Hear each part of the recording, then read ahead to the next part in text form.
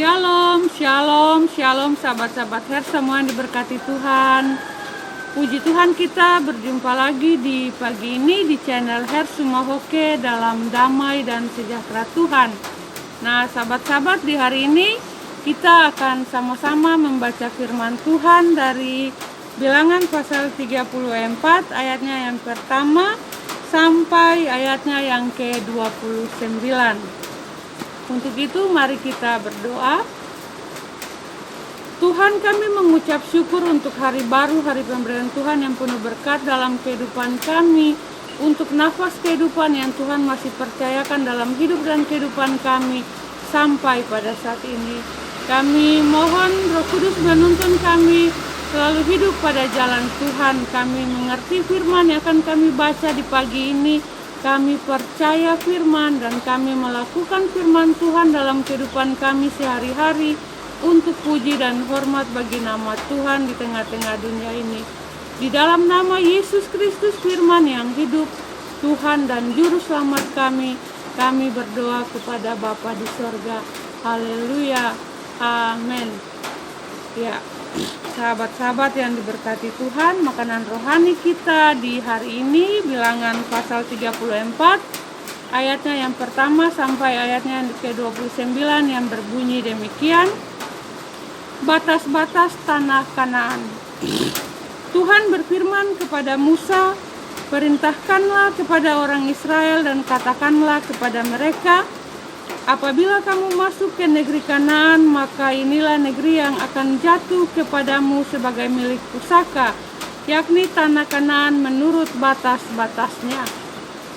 Adapun sisi selatanmu ialah dari padang gurun Sin menyusur Edom, maka batas selatanmu mulai dari ujung laut Asin di sebelah timur.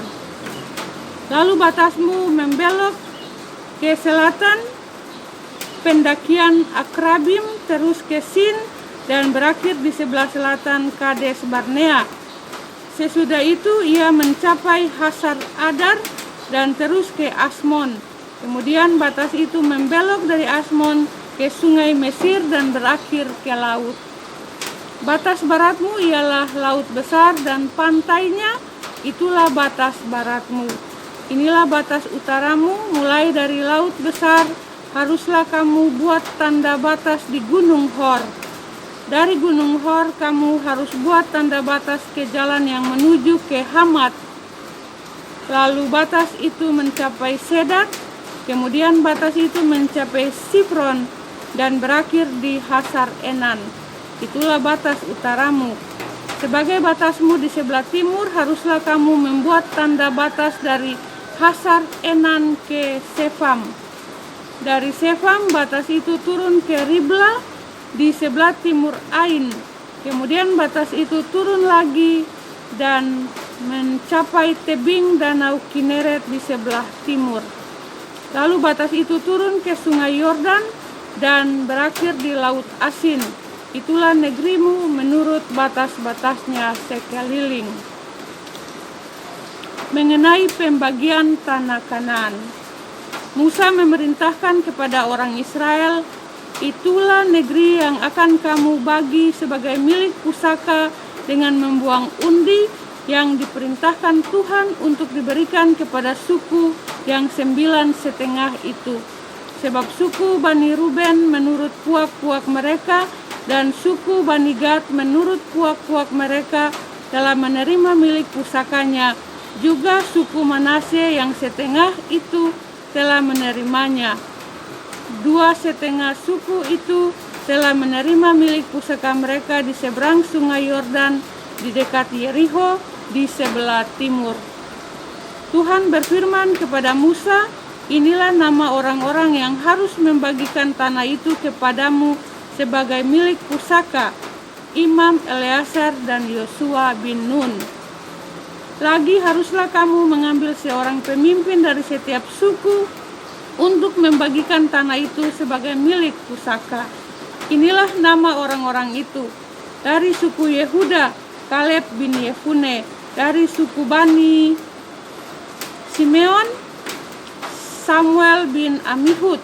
Dari suku Benyamin, Elidad bin Kislon. Dari suku Bani Dan seorang pemimpin, Buki bin Yogli. Dari anak-anak Yusuf yakni dari suku Bani Manasye seorang pemimpin, Haniel bin Efod. Dan dari suku Bani Efraim seorang pemimpin, Kemuel bin Siftan. Dari suku Bani Seblon seorang pemimpin, Elisafan bin Parnah. Dari suku Bani Isakar seorang pemimpin, Paltiel bin Azan. Dari suku Bani Asyir seorang pemimpin, Ahihud bin Selomi.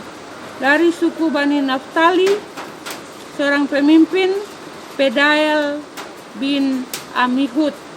Itulah orang-orang yang diperintahkan Tuhan untuk membagikan milik pusaka kepada orang Israel di tanah Kanaan. Demikianlah pasal pembacaan firman Tuhan kita di hari ini yang menjadi makanan rohani bagi kita. Berbahagialah kita yang mendengar firman, percaya firman, dan menjadi pelaku firman dalam kehidupan kita sehari-hari untuk puji dan hormat bagi nama Tuhan. Tuhan Yesus memberkati kita semua. Haleluya. Amin.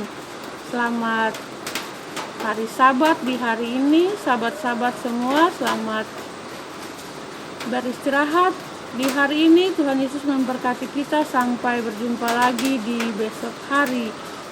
Shalom.